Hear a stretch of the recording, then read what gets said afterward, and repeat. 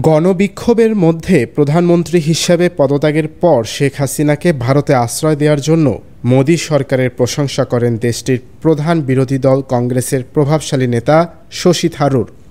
ভারতের ইকোনমিক টাইমসকে দেওয়া সাক্ষাৎকারে শশী থারুর বলেন, এটা যে খুব স্পষ্ট শেখ হাসিনা যুগের সমাপ্তি, তাতে কোনো সন্দেহ নেই। তার বয়সও ৭৬ বছর।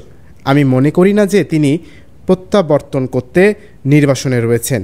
এটা করা বোকামি হবে। I think it's very clearly the end of the Sheikh Hasina era, no doubt about that. She's also 76 years old, and I don't think she's going to sit in exile plotting a comeback. I think that would be unwise. ওদিকে গত ৭ August ভারতের সংসদ ভবন চত্বরে ভারতীয় গণমাধ্যমকে দেয়া এক সাক্ষাৎকারে শশী থারুর বাংলাদেশের চলমান পরিস্থিতিতে বাংলাদেশের জনগণের পাশে থাকা উচিত ভারতের, এমন মন্তব্য করেন।